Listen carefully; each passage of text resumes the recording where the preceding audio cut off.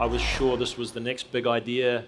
He was absolutely sure it was the worst idea that he'd ever heard of. And he encouraged me to put it on Kickstarter so that it could fail and I could get on with my life and find another job. All right. Tim Brown, co-founder and co-CEO of Allbirds. Welcome to the OMR Festival. Thank you very much. It's great to be here. Yeah, I imagine you as a former footballer are going to feel right at home here for my Yanks out there, a former soccer player. It's a very nice setup here. We're very thrilled to have you here in Hamburg. Allbirds is a footwear brand sold in more than 35 countries and over 55 retail stores around the world. You just recently opened up a store right here in Hamburg, down around Jungfernstieg. Be sure to check that out. Time magazine declared Allbirds the world's most comfortable shoe and also listed it as one of the top 100 most influential companies. And you founded Allbirds back in 2016, and you were spurred on by an ambitious goal to rethink the footwear industry. And as I'm sure everyone out there in the audience knows, we recorded a podcast last year, and you got to share your unusual journey as a founder. So would you mind repeating that with everybody here, how you went from representing your club and country on the pitch to becoming CEO of a certified B Corp brand in Allbirds? Yeah, thank you. It's great to be here. We went public a year ago. We have now north of 1,000 employees, some of whom are here today. And I like to say this was a bad idea for a long time before it was a good one. This was born in an apartment in Wellington when I was playing football, and it was based on 3 insights. The first, that the majority of sportswear and athletic wear is made out of plastic, and that there was an opportunity to make product out of natural materials. Number 2, comfort is the number 1 reason why people buy footwear, but it usually means ugly. So there's an opportunity to bring design to the idea of comfort. And number 3, sustainability is the problem of our generation, and the opportunity to rethink and reimagine the products that we use every day was something that I got very excited to be a part of. And the fashion industry is something like 10% of global emissions. It largely defaults to making things out of plastic quite cheaply without a consideration for the environment. And we imagined a brand that did things differently with natural materials at the core of everything that we did. Sure. The journey to where you are now, however, wasn't completely linear. I do remember you telling me about a certain university professor telling you that your idea maybe needed some fine-tuning, and then there was a Kickstarter campaign, I believe, that kind of proved him wrong. Yeah, I had a professor, after I retired from sport, I went to university and I had this idea. The first product was going to be a shoe made from merino wool. There's lots of sheep in New Zealand. I was sure this was the next big idea. He was absolutely sure it was the worst idea that he'd ever heard of. And he encouraged me to put it on Kickstarter so that it could fail and I could get on with my life and find another job. And of course, when people go out of their way to be that unkind to you, usually they're just plain mean or they care. And as it turned out, he cared, and he's a friend and an investor. And he pushed me to take the idea, and I think a lot of people have ideas, to actually take this idea and put it out in the world. And so for $700, with the help of my brother and on a family friend's farm in New Zealand, I put it on Kickstarter in 2014, and it was really the beginning of this journey. What was the shoe market like at the time? I mean, when in 2016, when the first Allbirds shoe hit the market, I mean, it was completely new. There was no one in the world going to bed at night wishing there was another shoe brand. There, something like 20 billion pairs of shoes a year made on average. Mm-hmm.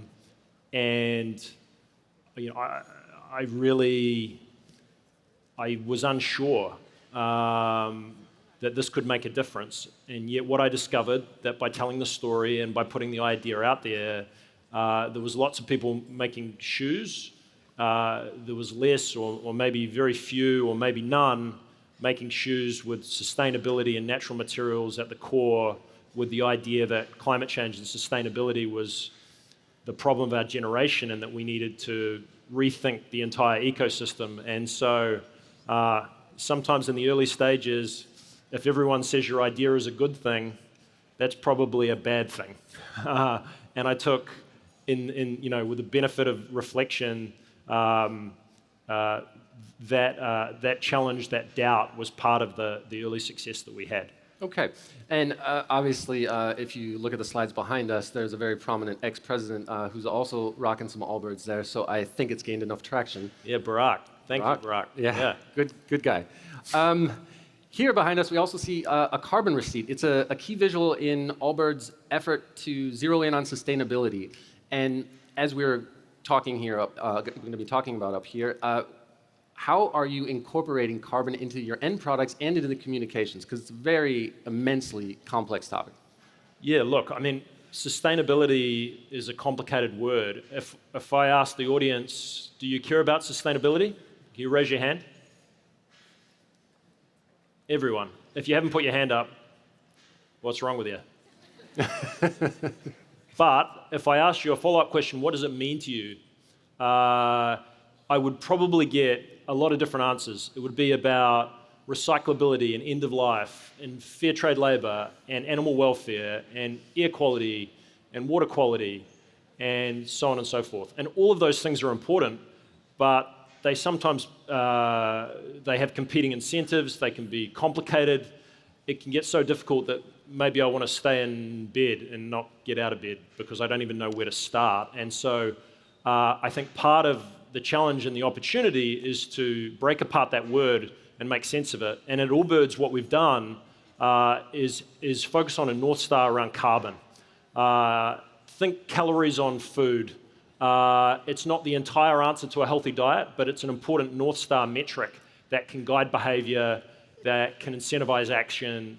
And so this carbon receipt is an example of the footprint of every product that we make.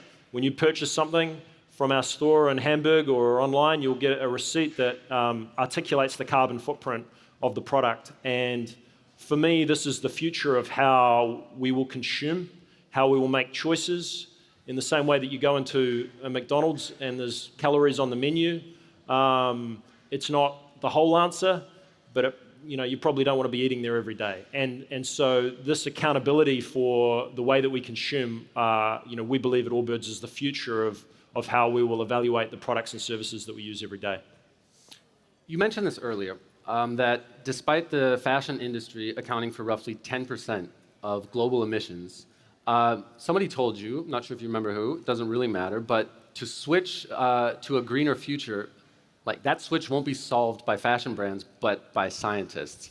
You, as somebody who's overcome a lot, a professional footballer, you disrupted the footwear industry. Like, what was your reaction to that? Were you just like, well, then let's get a move on, scientists? Or were you more like, hold my beer? Well, I do remember the name, and I won't repeat it. And it's, I think, another example of this sort of self-doubt that comes along with any entrepreneurial journey. And the challenge is not to suppress it or ignore it, but to harness it. I went to a big event in San Francisco. There was a lot of CEOs of emerging companies there, and there was a very, very famous tech executive got up and spoke. And he was talking about a range of subjects about raising and growing a business. He'd been extraordinarily successful, billionaire scale. And I asked the question, I sort of said, as founders, as CEOs, are we doing enough for the environment, for sustainability, as business leaders? And he turned around and said to me, thank you for the question. I've looked at this extensively. Sustainability is very important, but it really is too late. In the absence of a new method of power generation, we're doomed, effectively. The world is going to end. Very and then he went on to the next question, and this is where you love San Francisco, because the next question was, I'm struggling to scale my HR department, and when should I hire a head of HR? And so rather nervously, I put my hand back up and said, hey, I think we skipped over the end of the world there, and I'd like to revisit that. And he came to me and he said, "Oh, you founded a shoe company, Allbirds," which briefly made me feel really good that he knew who I was. And then he said, "It doesn't matter. What you're doing doesn't matter. The fashion industry doesn't matter. This is about power. This is about science. This is about rethinking our transportation systems. What you're doing doesn't matter." And that one, it hit me quite hard. No one wants to be told they don't matter, certainly not in that type of context. And I walked away, and I took that on the chin, and then I said, "Actually, you know what? He's wrong. He's wrong, and here's why. The scientists in many ways have done their job around sustainability. We're in a chapter now where this is about the documentary filmmakers, the poets, the storytellers, dare I say it, the marketers, to make sense of a complicated problem and make it digestible and understandable and culturally relevant. When you think about massive societal shifts and changes, and you could argue that reimagination of the products and services that we use every day is one of the biggest shifts that we are making. And when you think about big societal shifts like that, it is the storytellers, it is the journalists, it is the marketers that actually drive this change. And so I choose, and I continue to choose, to disagree with him. And my challenge to all of you as marketers, as storytellers, as entrepreneurs, whoever you are, everyone has a role to play, and you can make a difference. And in this particular moment, everyone should be. Well, please.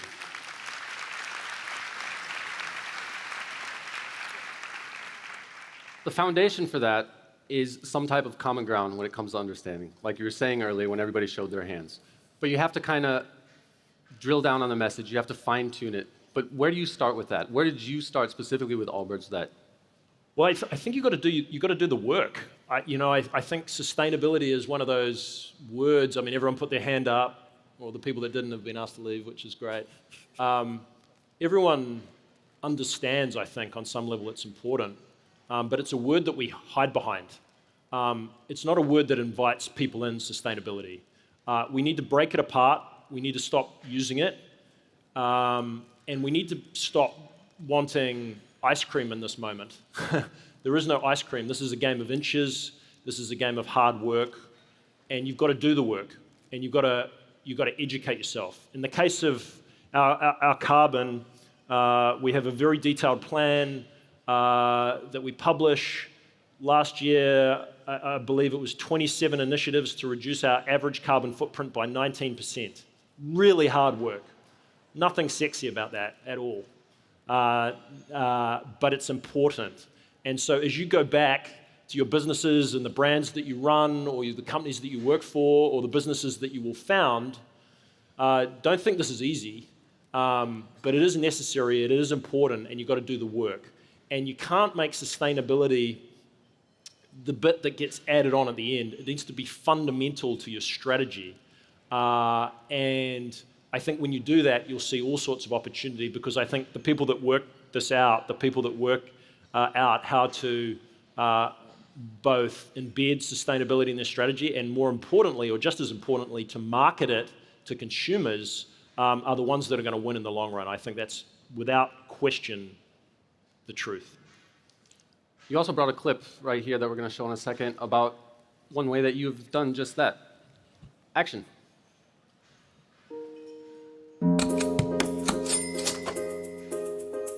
I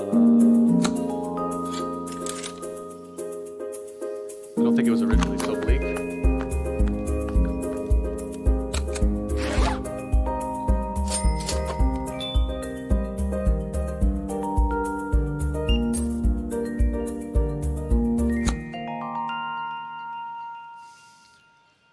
So that was for Earth Day. And you said you gave it away to the fashion industry. How did they respond to that? I think the fashion industry, for the most part, gets a pretty bad reputation around the topic of sustainability. And in my experience, they're trying really, really hard. And oftentimes what is less clear is exactly what to do.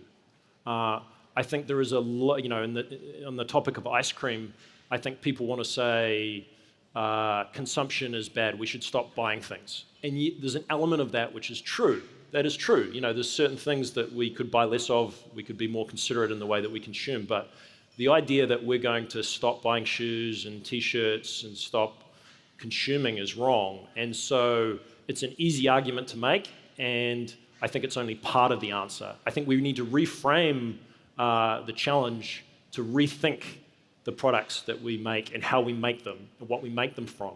And I think the only way you're able to do that is to put a framework around it. And in the case of carbon, that becomes a number that you can't hide from. It becomes a system that if you embed it in the creation of your products, there's nowhere to hide. And within Allbirds, it's been adopted most fervently by the designers, Scott. And they know that when they make an object, it's going to be finished and put in front out in the world, and it's going to have a scorecard on it. And when you have that scorecard, you can then manage to it. You can innovate against it. You can work to reduce it. And all of a sudden, sustainability shifts from all the things that you should do less of to an opportunity for innovation and creativity and storytelling. And that's the way that we've got to frame and think about this problem. Another way that you've incorporated storytelling is through the classic method of through celebrity partnerships. We saw Barack beforehand, and people from Lady Gaga to Leonardo DiCaprio and Bruno Mars have been seen wearing Allbirds. But you've also incorporated them into this next clip that we're going to play in a second to kind of leverage their reach, I guess, and to incorporate their prominence, their celebrity into your brand and into the sustainability. How did you have to convince them to get on board? Yeah. Look, this happened sort of by accident. This wasn't a plan. You don't call Barack Obama and say, "Hey, could you please wear the shoes?" That's not how it worked. And we've been really fortunate that this idea has been adopted by all sorts of interesting people. I think the challenge to marketers on the topic of sustainability is to not fall into the trap of thinking that that is the entire value proposition. People don't buy sustainable products. They don't. They don't buy sustainable products. They want a car that looks good, drives fast, and is comfortable. They don't want one with a battery. People buy great products. I would contest that a product can't be considered great at the moment in the world today unless it is deeply anchored in sustainability, but don't fall into the trap of thinking that's what people want to hear about. And equally, a surefire way of not getting a friend to come and meet you for a drink on a Friday is to say that the topic you want to talk about is sustainability. People need to be entertained. They need to be educated. They want the food to be healthy, but they don't want it to taste less good. And so as marketers, we need to find a language that invites people in. If you're struggling to put food on the table, you hear the word sustainability and you assume it's for rich people, and we've got to find a new language that talks about humanity and the way that we live. And I know that's lofty, but don't be afraid of a sense of humor on a topic that is very, very serious. Speaking of a sense of humor, I think that's a good segue into this clip.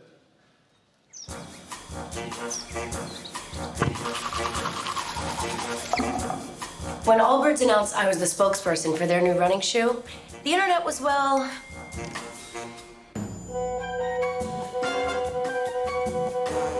about what you'd expect. I didn't run track in high school. I was more of a mathlete. So I get it. As a running spokesperson, I guess I'm a little unexpected. Yes. Well, it is Wednesday. These don't just look cute, they're made with natural materials. Always avoid the plastics. Ooh, bouncy. Perfect for a queen bee like Lindsay Lohan. Or is it Lindsay Lohan?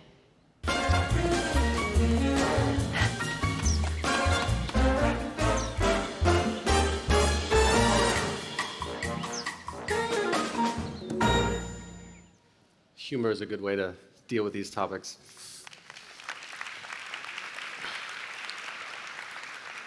This has been a fantastic conversation. We're almost out of time, but I would like to give you the final word, the last word. What is your main takeaway for everybody out here in the audience? Well, a couple of things. You know, and I think I've covered them in the conversation.